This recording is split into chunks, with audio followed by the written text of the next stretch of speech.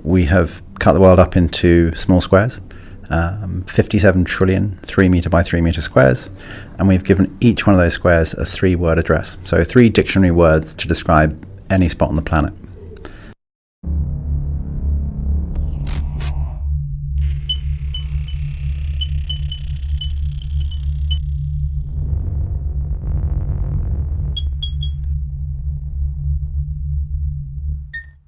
We're in. Hi everyone. Today we're joined by Giles Rhys from What3Words. Thanks for joining us. Thanks very much for having me. Do you have a smooth baritone to go with that strong Welsh name? No, I was born and bred in Greenwich, innit? So, so there's no Welsh in you? There's got to be. There is a quarter. Right. There is a quarter from the valleys, but no, I'm a Londoner. I was hoping we were going to bond over Oliver Morgan, Powell Jones. Just booming the Welsh tech scene. Yeah, I can't even do the accent. Yeah, no, me neither. And nor can I sing. It's exceptionally disappointing for everybody. Well, we bonded already over our inability to do anything Welsh. Anyway, we're delighted to have you here.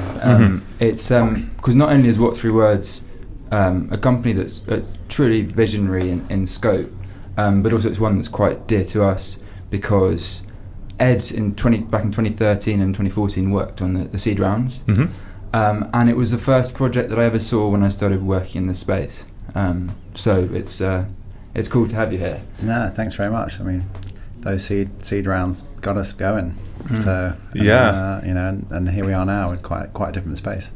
I think the vision you did really well. It was such an exciting vision to get behind. We talked about the What3Words story, no end.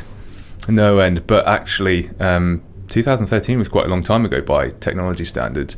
And I think what Ollie and I both noticed in that first pitching event that we went to was people were still clawing at the apps. They wanted B2C technology. There was Tinder for this, Tinder for that. And I remember we did two successful rounds for Chris. But I remember at the pitching event, for some people to get their head around the business, some people just weren't there yet. They didn't see the use cases. I would agree. Yeah, it's yet another taxi app. You're like, no. One of the things we did very early on was define our audience and be really focused about what our audience was, because we kind of termed them ambitious innovators. And those people are people who think in a particular way. They don't care that they might have a strange word in their address, and they actually see it for they see the technology for what it can do and what it can enable, rather than comparing it to existing technologies or trying to find a quick buck. So one of the first things we did was stop talking to people who were irrelevant and who wouldn't buy us, because that just is a massive energy drain.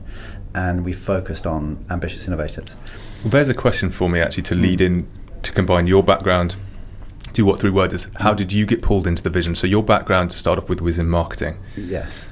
So I am an advertising person, and I spent many years at Saatchi and helped set up Agency Republic, and then moved around the world, did some work in Hong Kong, and spent the last 10 years at Ogilvy & Mather, working on global pieces of business.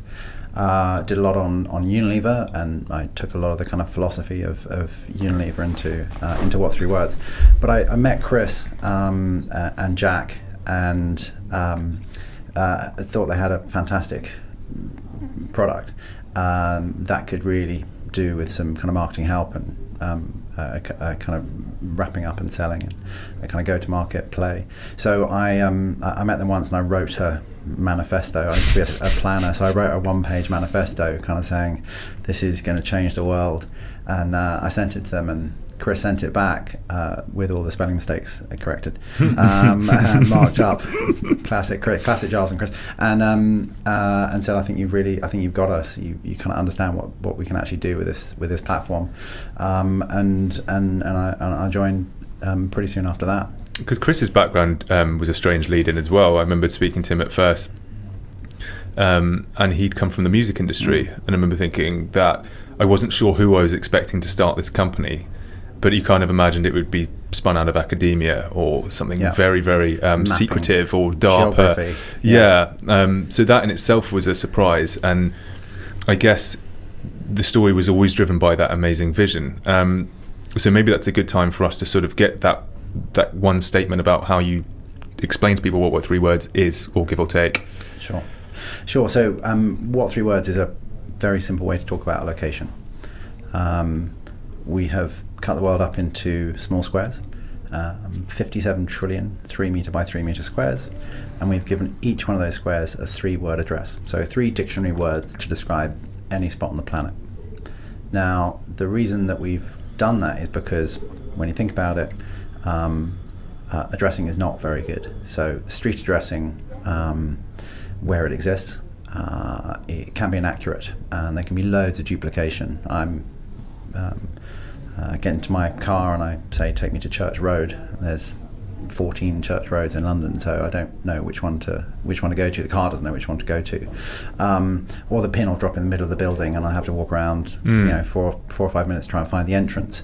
Now, that, for an individual, that is frustrating. If I'm a delivery person and I'm doing that 100 times a day, that's a lot of cash. And if I'm an emergency responder, the implications can be a lot more serious. So generally, street addressing is not very good, and of course it doesn't cover everywhere. You go into rural parts of the UK, of Europe, of America, and then out into Africa and Asia, and they just don't have street addressing at all. And so that can be a real challenge, and talking about location is problematic. So our solution helps all of those sorts of scenarios. And typical navigation in let's say rural areas in continents like Africa, is that based on just a community understanding of the local geography? Yeah, very much so. Landmark-based descriptions, or you'll know someone in the village who knows mostly where people live. But you see that. I mean, you see that in the UK, of course, and Wales, deepest darkest Wales. But we just did a project, the Isle of Mull in Scotland. They don't have decent street addresses, and the maps are not kept up to date, and so they just can't find people. So the local doctor there actually started assigning each of his patients 3-word addresses, so if there was an issue he could go and find them. And this is without your involvement? No, yeah, without our involvement. Right. So we saw him do this and got in touch and said we'd love to help, and actually Jaguar Land Rover offered to help as well. So they took a fleet of vehicles up to Mull and drove around distributing 3-word address signs for the entire population. Some of them put them on their door, some of them put them next to their telephone, so if they had a problem they had to phone up an ambulance, and they said, where are you? Rather than, I'm at Farmer's Cottage, which is halfway down the track, and whatever, they could say, actually I'm at Table Chair Lamp, and could get found. And what's the significance of 3 words? Why 3 words as opposed to 2 or 1? So the math, basically. Right. So 3 meters by 3 meters is small enough to be useful, and there's 57 trillion 3 meter squares in the world. To give each one a unique identifier of 3 words requires a word list of 40,000 words. So 40,000 times 40,000 times 40,000 is 64 trillion unique combinations. So if you go any smaller than 3 meters, you need many more words. You need a big word list, or 4 or 5 words, and you can't do it in 2 because 40,000 times 40,000 is a lot less. So 160. If you'd done that maths, I would have been very surprised. I'm not the maths genius. So the maths is beautifully elegant, and it works incredibly well. There are a bunch of things that we can do with words that you can't do with numbers and letters and street names and things like that. We've put similar sounding words really far apart. So table chair lamp is in America, table chair damp is in Australia.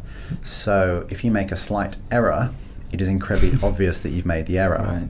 If I make an error with GPS coordinates and I mix up a 1 and a 7, I go to a villa in Rome, I'm just an hour north of Rome instead of an hour south of Rome, because it's not obvious that I've made that mistake. You gave an example in Scandinavia where somebody forgot an R. There were 2 R's in an address. Was it? I can't remember where that was. It's he went to Lagervega instead of going to Lagervega.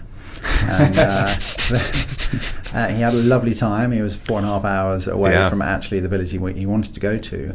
And that's a key challenge, is not only when you're writing it, but when you're saying it. And there's a huge move towards voice being a kind of key interface between machines and people. And a current addressing just cannot cope with that at all. He said, take me to 15 Church Road. It's like, was that 50 or 15? Right. And a huge amount of duplication, huge amount of ambiguity in street addressing. So that's where a solution like us works. Or even if you wanted to meet someone on the beach or in the park or by the side of a road, you break down on the motorway. Yep. How do you describe that particular spot? Right. That's not even something we can get our heads around that well in the UK. Somewhere like Canada, if you break down by the side of the road 4 hours away from anywhere in the Northern Territories or something, that's really dangerous. So sometimes it's quite hard, particularly because we live in the UK where postcoding is reasonably effective, in London where it's as effective as it could be. You need to sort of stretch the imagination, but then it becomes very easy quite quickly when you start to go into the countryside and get lost and have to ask for local directions. What this is one of the I agree, and I think that that's one of the challenges that we face, is that everybody has a story of being lost or not being able to find something. It just takes a while to get them to trigger that. And so you might be chatting to someone and they're like, oh, well, no, of course, I live at 22 Kenilworth Avenue. My address works fine, thank you very much. And then you have a few more conversations and they go, oh, actually, yes, when I was at Glastonbury, God, I couldn't remember where I put my tent. And you just couldn't. Everybody's got a story in there. So a lot of the stuff we do from a marketing perspective is about trying to trigger those things. So we make a lot of content around people being lost at festivals or that use case in the Isle of the Doctor. And the Doctor, so we documented that, made a film about that with Jaguar Land Rover and kind of circulated that. And that is, in one of the best addressed countries in the world, and yet the Doctor can't find them and they can't get deliveries. What about languages? Because I'm sure it can be translated, can't it? But how does that work? So we're in 26 languages currently, and every single language is a kind of standalone system. So we're sitting at a 3-word address, and it has got 26 different 3-word addresses because of the way that we've distributed the words with that kind of error detection. The other thing we've done is we put shorter, more memorable words in places that speak those languages. So here we've got lots of short English words. If we're in Russia, where you're less likely to be using them, they'll be long and complex. And in the middle of the ocean there, discombobulated complex algorithm. So it just makes the whole thing much easier. So if you translate the words, it kind of breaks that algorithm. So every single system is unique, but you don't need to tell the system which one. But am I right in thinking that people can own an address? No. Could you do that in the past? Yes, we investigated kind of vanity. Yes. Yeah. Vanity addresses. One of the challenges with a system like that is that you need to be constantly online for the system to work. Because if I'm going to your 3-word address, you've changed it, I drop out of cell signal, it doesn't update. It becomes really, really difficult and complex. And so we've allocated all 57 trillion in the world. They're fixed. They won't change, which means it works offline. You don't need any data connection for this system to work. And that is one of the beauties of the system. You don't need to update. One of the challenges about in-vehicle is you've got to update the street addresses all the time. And in the UK, there are like 60,000 postcode address changes every month that need to get updated into the address file. So if you go into a new build, you move into a new build, you can't get a credit card, can't get a pizza delivered because you haven't appeared on the address database yet. And there's arguments about whose responsibility it is to update that sort of thing. But actually our system is there, can work straight out of the box. How does it work going up in flats?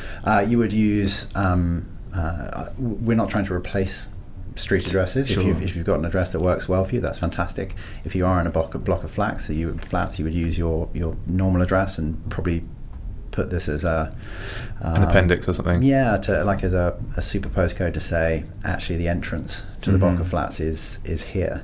So we wouldn't replace street addresses. We augment it where necessary, or where they don't exist, we can be that. Well, as you say, if it's helping the delivery drivers reduce the amount of wasted time. You gave a UPS statistic in your talk of something like $50 million wasted for 1 mile wasted a day. 1 mile per driver per day. Yeah, $50 million. So if I can get a driver 500 yards closer for 100 deliveries a day, then you can get to that stat pretty quickly. So we you mentioned London and the fact the postcodes are pretty good here. We did a test with a couple of delivery drivers, couriers, cycle couriers, and we gave one of them 20 packages with street addresses on, and the other guy we gave 20 packages with 3-word addresses on the same places. We wired them up with heart rate monitors and GPS trackers and all that sort of stuff and GoPros. And the guy with 3-word addresses was 30% faster. Really? So that's 3.5 hours in a day.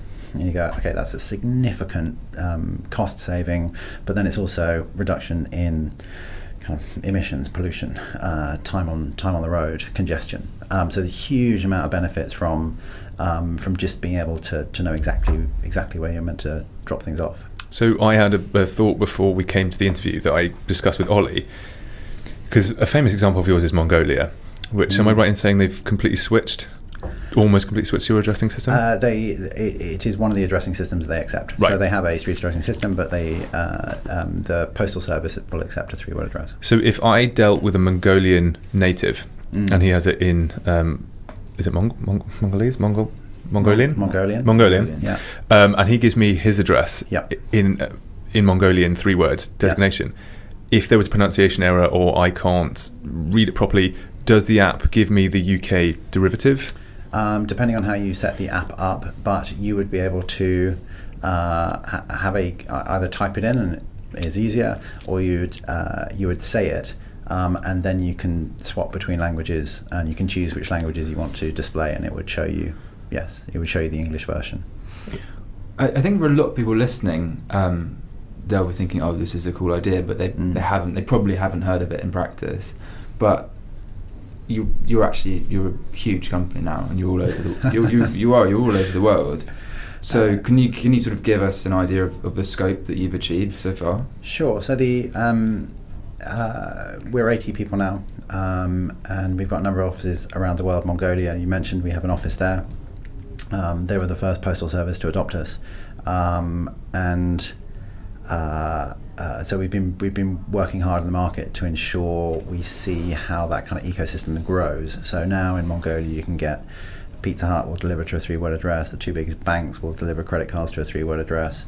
The local taxi company will. So we're building up an ecosystem of 3-word addresses being used in Mongolia. To answer your question around the kind of scale, we're now being used by 8 or 9 different postal services, or being accepted by 8 or 9 different postal services around the world. We've just done a deal with Lonely Planet. So Lonely Planet are starting to list 3-word addresses in their guidebooks. Next time you stay at a small luxury hotel, if you look in the directory, all of those have got 3-word addresses listed next to them. We're being used by Domino's Pizza in St. Martin to deliver pizzas. But being used by the United Nations and the Red Cross for disaster relief and things like that. And then is it the KSA or Kingdom of Saudi Arabia? Yes. We're using you for so they used us for Hajj, actually. So the big pilgrimage where 3 million people descend for 3 weeks in and around Mecca. Lots of tented cities, and they actually used us as part of their kind of official Hajj app to enable people to meet each other and because it's a bit like a festival, like a huge festival. It's like a huge festival, but possibly not as much music. No. Yeah. do you what I'm finding quite encouraging here is the adoption by other countries. And they're to a very high level of the integration of the technology, which seems like there must be a degree of them being very forward thinking about how they want to plan the futures of their infrastructure. Well, what is the pitch like? Do you find objections, or is it, wow, that's a good idea, we need to use this? So I mentioned earlier that we go for ambitious innovators, and that is kind of individuals and companies. We're a B2B play, which is maybe why a lot of people haven't actually heard of us. The only way that we can scale is by going B2B. because to go direct to consumers takes a lot of cash, and you've got to spend a lot of money, kind of topping up that consumer base. So actually we're a B2B2C play. So we're selling into businesses, and then we actually work very closely with those businesses to tell their customers about us. So with the Postal Services, we're helping them produce content, advertising, educational materials to then to give to all of their people, who in turn either use us through our app or through the apps we've been integrated into. So that's the kind of strategy. We're a business that when you find the right person, they go, yeah, wow, this is utterly amazing and can change the world, and oh my god, you could do it for this as well, and that and this, and oh no, that'd be brilliant, I can see how, and they just go, and that's fantastic. One of the challenges we have as a business is the gap between, wow, that's amazing, and yes, I've integrated it into my massive legacy global company, and I'm telling people about it, is quite large. So we have to work quite hard to kind of handhold people through that process. But surely you're very hard to supplant once you're in, because if you're affording them efficiency and transparency of areas that they simply can't get to, then hopefully once you're in a country, I can't see why Mongolia would then in a country or a company, yes, they they immediately realise the benefits. You don't expect to see a better addressing system. Yeah, well, they can't, can they? It's impossible to the imagine. mathematics doesn't work. Yeah. Well, it's interesting because there are a bunch of competitors out there. Really? Yeah, and under the wording designation, or just simply okay.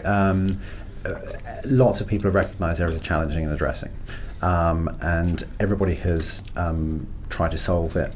Broadly, they do it in exactly the same way. And it's interesting, you said earlier that kind of the idea came about from a musician, a quiz master, and a mathematician, rather than from a geographer or a mapping person, because the way that they solved it was utterly unique. Lots of people have come up with addressing solutions, and they're all alphanumerics. So what I mean by that is they take GPS coordinates, 18 digits, and they go, how can we reduce this? Because that's what we are. We're just user-friendly GPS coordinates. They say, how can we do a version of GPS coordinates that's easy to use? And they all add the alphabet. And so you end up with TNZ 42183Y4, which is next to TNZ 4218342, so they come up with a hierarchical system, which is incredibly difficult to remember. It's incredibly difficult to communicate, really prone to error. So there are quite a few kind of local variations of this. TomTom have a version, Google have a version. Did I not see that you were integrated with TomTom? Yes, so TomTom have had their system for several years, and they've just built us into there. So I was talking earlier about kind of countries and pizza companies, things like that. What we're seeing now is automotive and mobility partners and companies are going, actually, this solves a really big issue with voice input. So Mercedes-Benz have just bought 10% of the company, and they've started to integrate us into their cars. So you can now get into an A-Class on the road, and you say, hey, Mercedes, take me to What3Words, index home raft, and it knows exactly where you want to go. That was quite a good moment, sitting in the car at CES and saying that, and it pretty cool. It understands. Like, okay, that's cool. And presumably that has can offer a lot to autonomous vehicles as well. Yeah. When they eventually got to be the play, right? Well, if you haven't got a steering wheel or pedals, it becomes incredibly important that you know exactly where you want to go. And if I get into an autonomous vehicle and I say, take me to I don't know, the Kensington Hotel around the corner, the pin drops in the centre of that. It doesn't know where to straight into the lobby. It doesn't know what to do. So poor confused thing. Don't pity the machine. So we've been built into IBM Watson's Ollie, which is accessible autonomous vehicle. So we've been built into that. So again, you get in, you say the words, and it knows where you want to go. Does IBM Watson have an autonomous? Yes, they power Ollie, which is an autonomous vehicle manufacturer out of the US, Kentucky somewhere, and Watson is the kind of power behind it, and they've built What3Words into that as well. And then we've also been built into drones. So HP have a company, DXC, who have built some drone software, and again, you can say, hey, drone, can you fly to Apple Banana Spoon, and and off it goes. They were quite keen on being Alexa enabled. Is that right? I think because they were trying to bridge the gap between Alexa being more useful. So there is an Alexa skill that will connect up to a drone, which will accept a 3-word address and send it and send the drone there. So we're finding it basically we're the only addressing system built for voice. Street addressing doesn't work, GPS doesn't work, alphanumerics don't work. This is the only voice geocoder is the kind of technical term for it. And that's why we're getting so much interest from the automobility sector. From a data point of view, when you go into a country, let's say it's China, do you then get visibility over where things are moving, transport, this, that, the other, or is that? No, that's that will all be held by our partners. Okay. So if you take our code, if you take our SDK, then that's running on your own servers, and you can associate names, people, places, packages to a 3-word address, but that's not something that we would see. Yes, if you build in our API, we'll get kind of logs, but again, we won't connect that to any sort of data.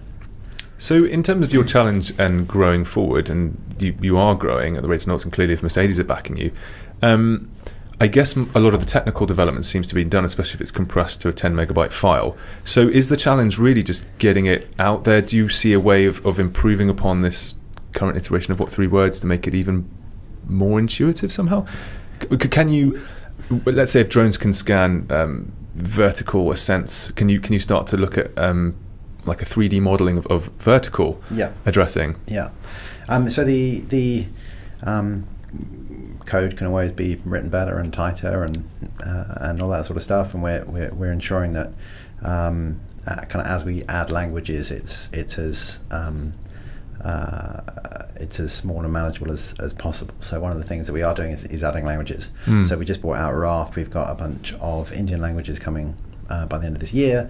So the intention is to be in every kind of major language that you can be. We launch Chinese soon, and then over half the world will be able to talk about a specific location in their own language, which is quite a good milestone.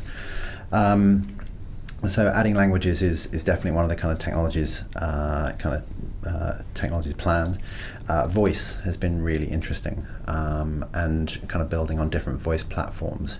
So we don't do the voice recognition of the words, but what we do is we help some of the partners that we work with. So we're working with Nuance, for example, who do a lot of voice recognition. They're in a lot of cars, and they've got their own software as well. But we did thousands of voice recordings of different words with different accents and in different tones and different sexes and ages and dialects and all that sort of stuff, to help train and educate that software to understand what a 3-word address is and how it might be said and how it might be said slightly differently. So voice is something big we're working on. We're also working on optical character recognition. So you can we've built a kind of beta product for businesses, for Postal Services, where you can normally to basically do character recognition of a package with an address on it. You need a kind of 2-meter high machine, with massive kind of cameras and all that sort of stuff. We've built it into an app.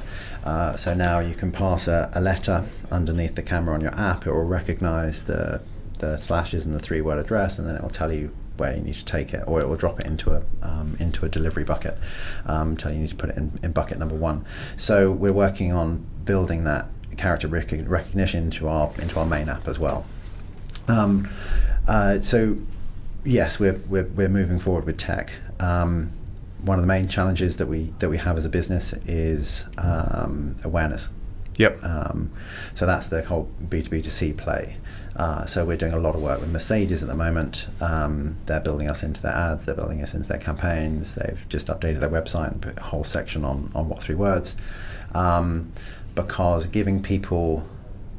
telling people not only about What3Words, but also where they can use it and how they can use it and why it's useful. that's where you see people. That's where you see people go, oh yeah, no, excellent. I can jump into my car and say it. That's really helpful. So awareness is a bit of a challenge, and then behaviour change is a bit of a challenge as well in certain markets, because people go, no, I've got street addresses, or. How would you convince me as a consumer, just ignoring any business link, to download the app and use it now? Tell you to meet him on a beach somewhere and see how you get on. But that's it. I mean, you look like you like a festival or two. Done the game. Played the game. But you say, you know, how easy is it to meet people at a festival when you haven't got any brain cells? You haven't got any brain cells or Wi-Fi connection, which is similar.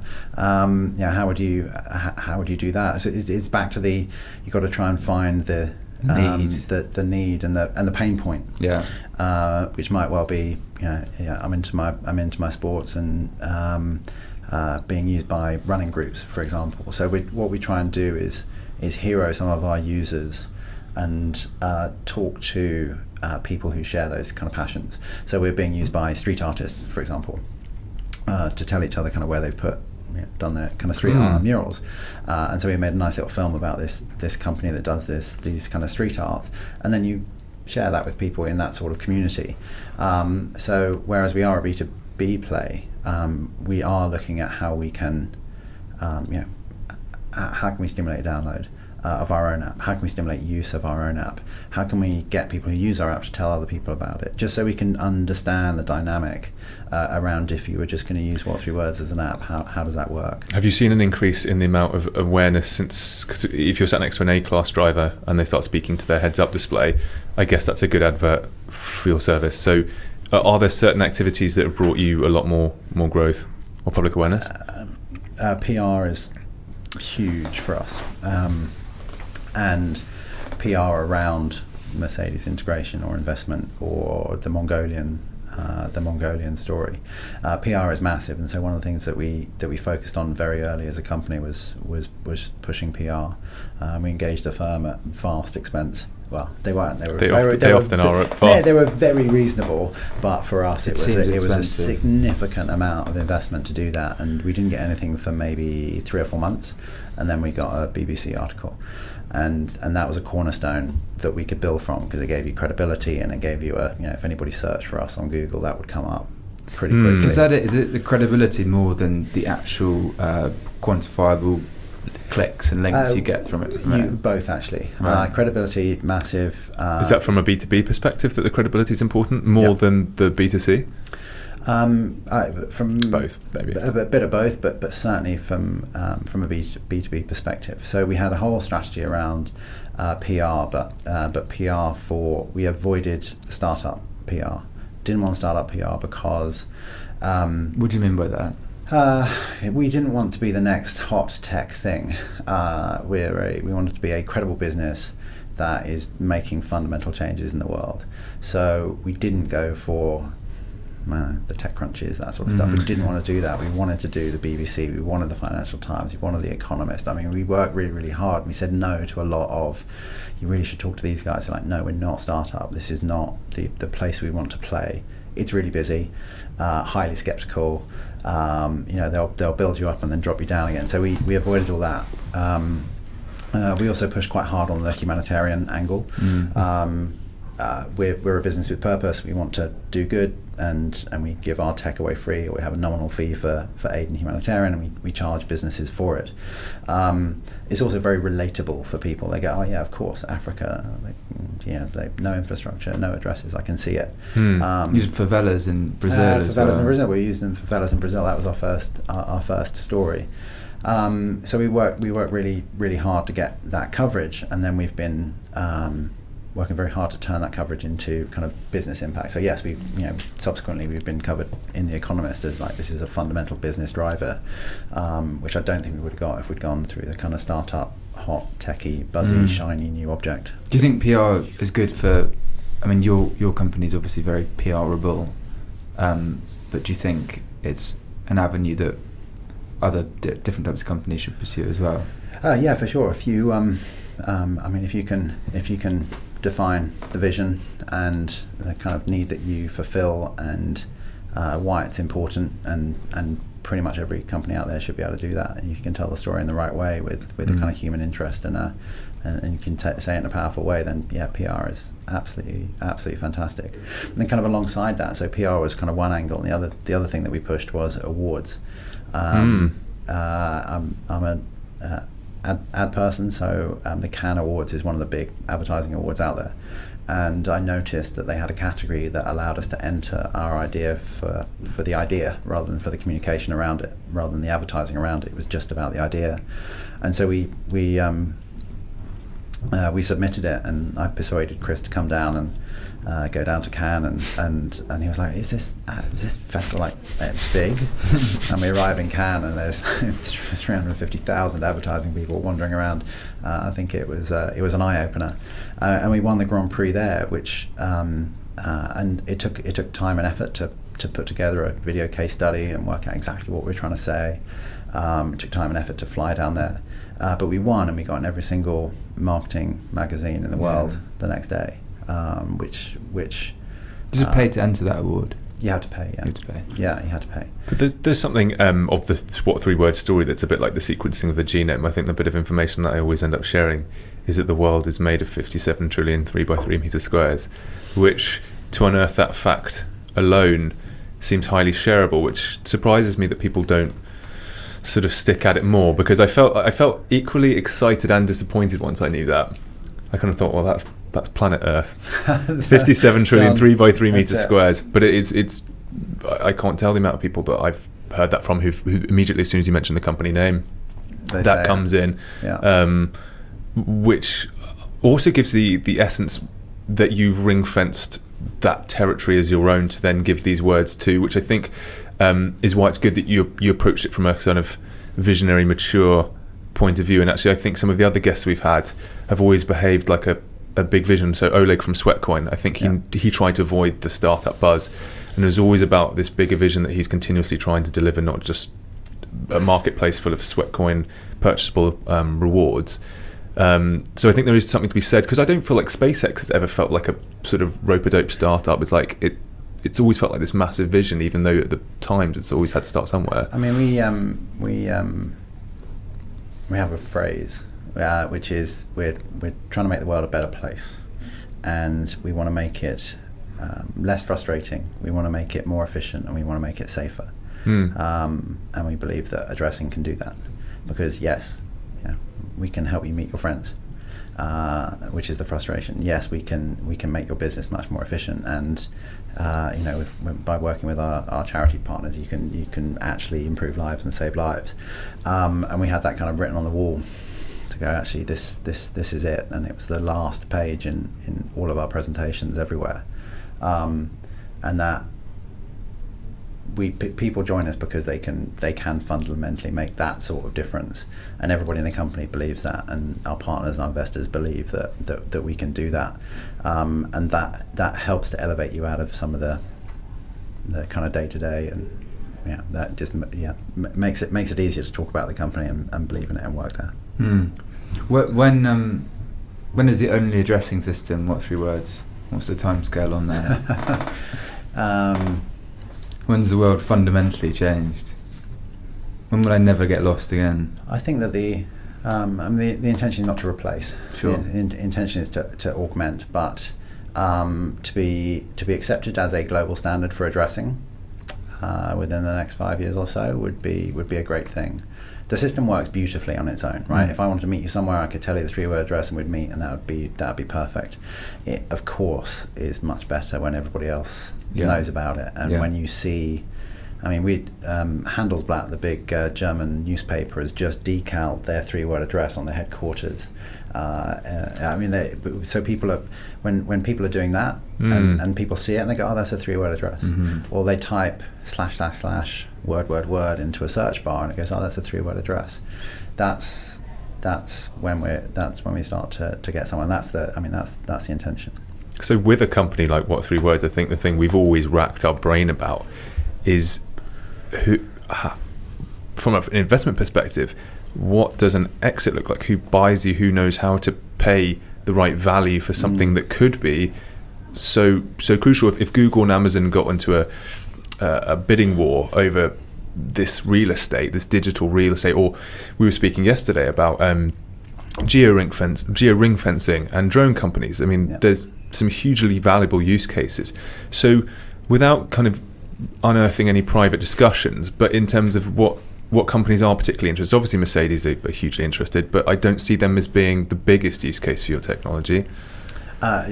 Use cases, phenomenal. And we're talking to all of the companies that you might expect, everything from delivery companies to ride sharing, mapping companies as well. So we're talking to everybody. I mean, Mercedes, for example, part of the group that bought here maps off Nokia. So they're seriously into mapping and location technology, which is why they're interested in us. I mean, there's a number of different ways that the business can evolve. One of them is an exit like that, and actually, we're a geocoding service. So every time you go to an e-commerce site and you type in your postcode and it gives you that drop down that says which is your house, that's a charge. Someone has to subscribe to that service, which is geocoding service. Every time you turn address to kind of pin on a map, that's a charge. I didn't know that. So we're just part of that. So the postcode address file PAF system, for example, in the UK, spun off from the Royal Mail and Post Office. It's this kind of standalone service. So there is a precedent for the amount of money that someone will pay for a good location data, that you can kind of put together a business plan for that globally. I have another question about the location side of things, and it's obvious to me that you're empowering people to make a layer of abstraction on top of what you're offering. But will we get fidelity in our understanding or meta tagging of certain squares as being problematic or high crime rates, or can you treasure or augmented reality? Like, do we start to have a different relationship with 3x3 meter squares on the planet and say that is definitively a parking spot? Well, yes, people can do all of that with our data.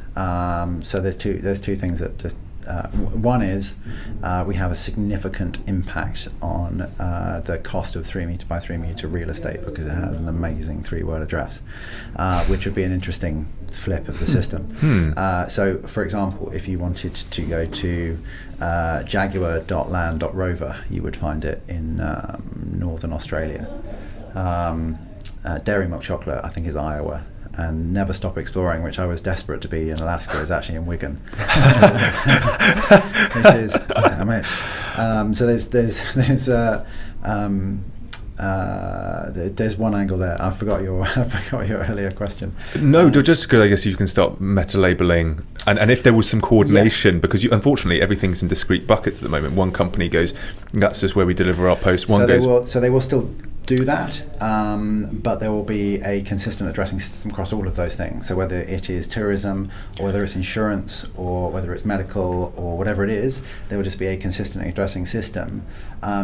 Yes, it might be that everybody would aggregate all of that information into a single data source somewhere, but that wouldn't be something that we would hold. But sort of, so let's say if Google had an interest to plug in lots of metadata around certain 3x3 meter squares, and that could be a hotspot of violence because a new bar is open up, or and people and companies and governments can do that sort of mapping already, and they can do that around that. Your point around treasure, which I think you've made 3 times. So there's a pattern emerging here. To launch the latest Tomb Raider game, the games company actually hid £20,000 worth of amazing gold dagger, and it was there was a 3-word address which was hidden in various riddles, and it was live streamed, and it was streamed for like 48 hours, and people were like, oh, I see an R in the back of that film there. Hold on, there's three slashes have appeared on the wall. What does it mean? So people were like throwing in addresses. Then they finally worked out it was What3Words, and usage on our map went through the roof as all these gamers were trying to find this. I think that's the coolest thing I've heard. Yeah, and can you have because you're not using all the words, I don't think, or there must be a surplus of words that you aren't using. And there's a bunch of words that we're not using. So you can bring in temporary. No, we don't. Yeah, we don't do any temporary. Can't change. But even if let's say if a games company wanted to sponsor or change a square just so they can get rid of it later, but it okay.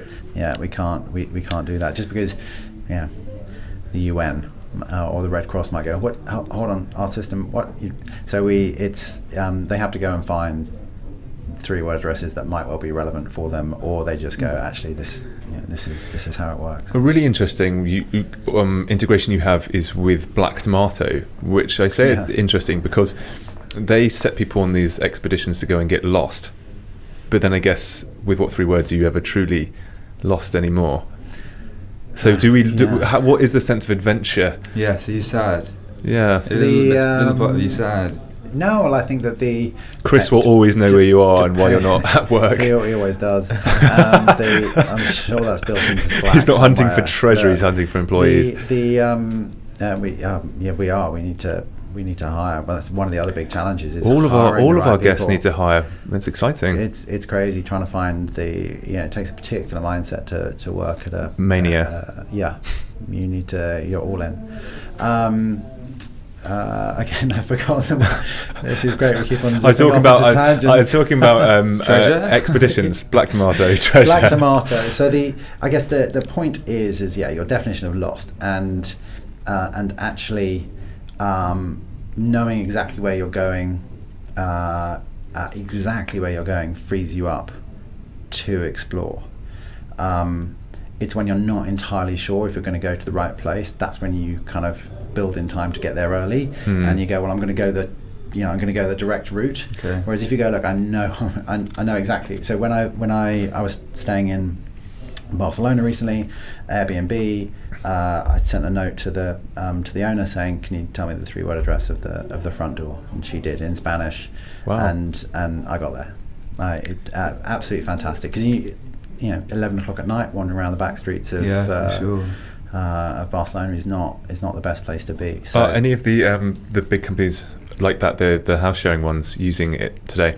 Yeah. So Air Sorted is a kind of one of the management companies, several thousand properties, pretty big in the UK. Yeah, I see the adverts everywhere. Right. So Air Sorted use us, and they mandate that every person that uses them puts the 3-word address in, because it just reduces a huge amount of frustration from everybody. B2B2C really works. Yeah. And so they actively push it. So and every now and again, I mean, we track everything. So every now and again, something will flag up, and they're like, What3Words has just been added to a TripAdvisor listing, or it's great. It does deliver an air of conscientiousness. So for your trip to Barcelona, the fact that they're willing to ensure that you got there efficiently, especially in the economies we're in, where superior service is appreciated and makes a difference when you choosing another platform. I think it does enhance your experience, your safety, and if you're a small business and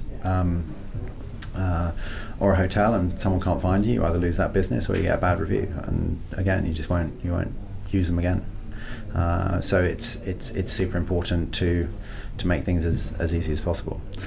I have a story, if you'll indulge me for a moment. So my aunt and uncle, right, they got married when they were mid-50s, but their first date was scheduled when they were in their mid-20s. But this was in Cornwall, before mobile phones, and they agreed to meet on something headland. So my uncle went to one something headland. Truro and no, everywhere in Cornwall was called Trubowith. Yeah. So my uncle went to one, my aunt went to the other, and so they never met. Well, they'd met, but they never met up. Yeah, yeah. And so they thought... They each thought the other stood them up. Exactly. Oh. And wow. I can see the film now. They didn't meet for another 25 years. This would be a great piece of marketing for What3Words. Yeah, I think it was 25 years later that she'd broken down, and then he helped her, and then they got it back on. Wow. So there's a couple of things. One is a Hollywood films that never would have been if What3Words had been and mobile phones, messaging. Finding Nemo. It's a very short movie with 3-word addresses. This is what you do at your Christmas parties. Well, we have a quiz master who's one of our co-founders. So our Christmas quizzes are epic. But that's happened with Bond films. Every time in the modern ones, he can get a mobile phone out to do something that a bit of espionage would have had to have done before. Yeah. It really brilliant. So we've just so a couple of other kind of wedding type things. One was a guy wanted to propose at a particular spot with the Tower Bridge behind him, and he arranged exactly where he wanted the photographer to stand to capture that moment. And he'd never actually met with the photographer. It was all done. The guy was flying in from the US, got down on one knee. The photographer was sitting there at his 3-word address and went, wow, took the photo. And we've just had our first 3-word address tattoos. So a couple got married, and they married at a particularly poignant kind of 3-word address for them, and they both had it tattooed. Was it the words that were poignant, or the location? They're both, because they got married there, but the words were beautiful, so they that's it. So, them. I mean, sometimes location doesn't truly come alive unless there's a memory associated with it. So more people need to spend more time, because at a festival, I don't have any memories other than just Glastonbury and maybe where my tent was. But if I can remember, that's not a reflection of my time at Glastonbury. But if you can remember where you guys hung out and had some, like we're just partying, it was loads of fun. You can go back to that point now and. So one of the other things we did, and we did it for a bit of fun. It's a 3-word photo app. I remember, yeah. So we brought out this little photo app, and it drops in the 3-word address of specifically where that photo was taken, and you can move it around and that sort of stuff. And we did it as a bit of fun, but actually what we're seeing is people are using it for memories, and they're using it to report water main spillages, and they're using it You're to kidding report me. like those bikes, those yeah. bikes that get abandoned. I hate those yellow bikes. People are taking pictures of abandoned bicycles and shopping carts. Wow. And going, hey, community policing at Thames Water, there's a thing broken. And they go, can you send us the postcode, or can you describe the? It's like, well, it's just violent, guys. Can you just use a 3-word address? That's a really good use case, because I remember the app coming out and I thought it was sort of fun to use. But I thought you guys were just having a bit of a mess around with the B2C. We were having a bit of a mess around, and again we see people like Airbnb are taking photos. Airbnb are taking photos of their front doors with a 3-word address on it, and they put that in their gallery. So that gives you a different angle, that you're generating line of sight data, and that data is your own, because you can start to build up a visuals. No, we don't collect the data. We don't collect the photos. Okay. That's just on the device, on the person's handset. So we don't collect those. That is quite interesting for incident reporting. In fact, highly effective. Get Neighbourhood Watch mobilised. There you go. Well, so more and more we're being used by the police in the UK, and we're having a number of different conversations. And there was a fire recently put out. The fire in the middle of a field. In Bedfordshire, I think it was, and they tweeted, we Member Public just found out, gave us a 3-word address of the fire, we found it and put it out, which is good. That's really good. Yeah. Highly. Yeah. I had a question from your marketing background. You've had a number of challenges here. Has marketing the proposition to investors on an ongoing basis been easier than to the consumers in the B2B market? So is it easy to sell investors on this idea of this big vision more so than it is to get the Joe average in the street, or have you faced challenges there? And I think our audiences are, as ever, you've got to pick the investors and go for the investors that kind of buy into the vision. It's the same as the businesses that are buying us and the consumers that are buying us. It's generally the ambitious innovators, the early adopters, who go, this is great, and I can see where it can go, and I'm going to support it by doing this. And so some investors are right on board with that, and they see it, and they're all in, and others maybe less so. They look at the scale of the challenge and the revenue projections and the amount of work that needs to get done to make this a global standard, and they go, this is not for us. But what we've had more recently is kind of investment from people like Deutsche Bahn and Mercedes-Benz and a very large logistics company called Aramex, based in the Middle East and India, and they go, we're going to invest and we're going to use it too, because it makes our lives so much easier. So as soon as you get strategic investment like that, then you're answering to kind of slightly different metrics. We were going to ask whether even in the future, you envisage being able to postcode interplanetary stuff like the moon? Will there be lunar 3 I realise that words? that's a ridiculous question, though. Of course, because there's no GPS at the moment, but it doesn't mean that without... Well, we don't have enough words, I think, given how big, I'm told, space is. Not space. The moon's small. So and there's only one side. There's only one side of it. I mean, you don't want to be on the hot side or the cold side, really. But I assume the cold side's better. So it could be a PR or marketing stunt to label a region. Well, people buy plots of land on the moon, don't they? Absolutely. You can get your hectare of moon cheese. Yeah, it's a kind of spin-off company to do What3Words Mars, and it's a GPS and coordinate because why requirement. Yeah. So as soon as that has kind of popped in place, then we're all good to go. Cool. I think we're drawing near to the time when we're going to get kicked out. So do you want to go through the quick fire? Yes. To wrap up? Absolutely. So we're going to try and press you for some nuggets of your own knowledge. So normally starts with a particular book, be it personal or business orientated, that you found exceptionally useful. Crossing the Chasm is a really interesting book. I don't know if you're aware of the construct, but basically bell curve. When you come up with a new product, something interesting and innovative, you get lots of early adopters who come in and they go, yeah, this is fantastic. Then there is a massive chasm between that and the mainstream, and Geoffrey Moore wrote a book called Crossing the Chasm, which is about how you move from, okay, I've got loads of early adopters, into now we're mainstream, and just strategies around how you do that. So is it a marketing problem that he focused on? Marketing is certainly a part of it, a very big part of it, and actually the reason why it's very close to my mind is because we recently had a session with him. Cool. We had a Skype session with him, and he kind of talked us through the various different models, and we workshopped a lot of the techniques that he's put together. A lot of the stuff we were kind of doing by not accident, but you sort of intuit. You're like, wow, yeah, okay, yeah, that feels right. But a lot of it was like, okay, yeah, we really should double down there, and we should really cut this. So that was super interesting. It's an interesting book. Was it better taught by him, having a session with him? All the book, for clearly. sure. Right, so going to the source of the book is... Yes, to just get it explained. But I mean, it was written in the 90s, so it's old, but it still stands. And do you spend some time for some sort of other reading, philosophy, fiction, science fiction? Because we sometimes find that people with big vision companies like to dip into their slightly otherworldly stuff. I'm a big fan of Ian Banks and that sort of stuff, but I don't read nearly enough.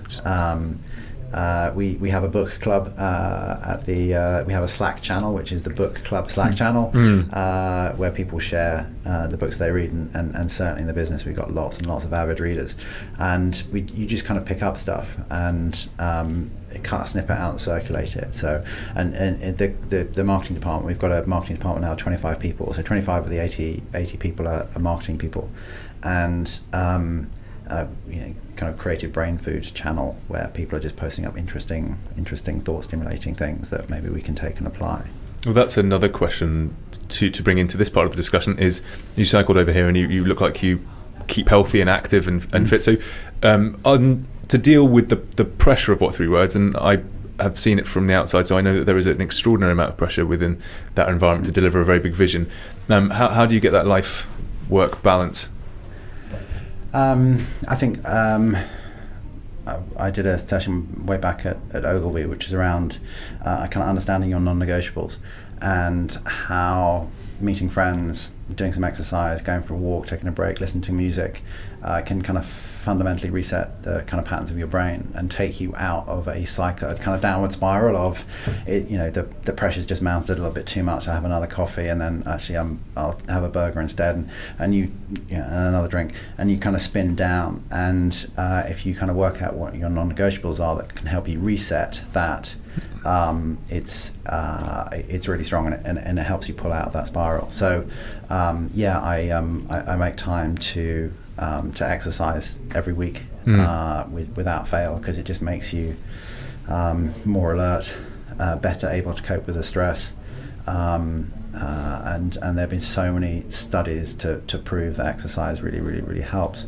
And we're pretty kind of flexible working.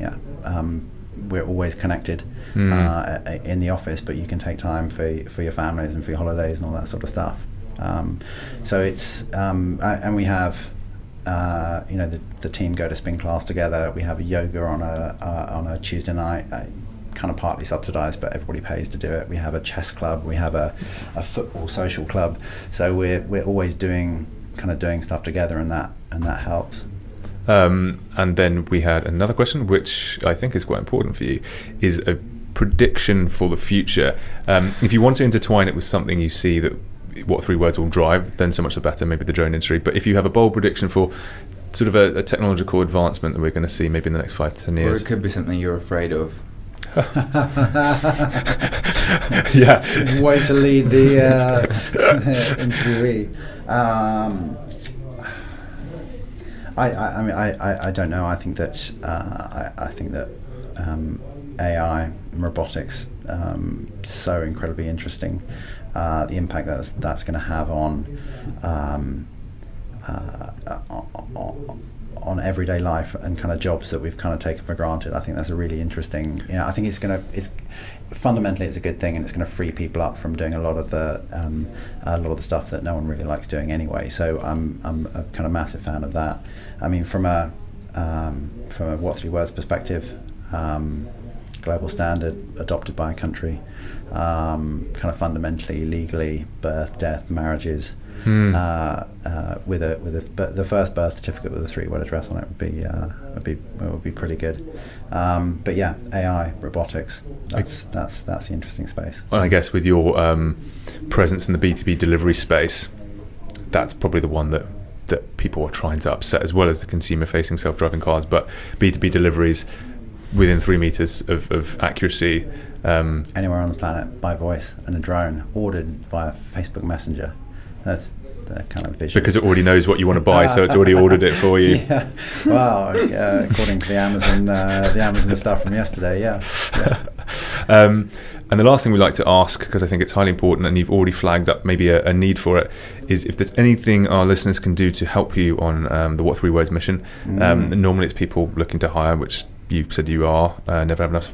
But if there's anything else they can do, what would that be? I always ask for a 3-word address. Always give a 3-word address, and always ask for a 3-word address. Perfect. Well, thank you very much for coming on. It's been absolutely fascinating. Thanks, guys. Great fun. Cheers.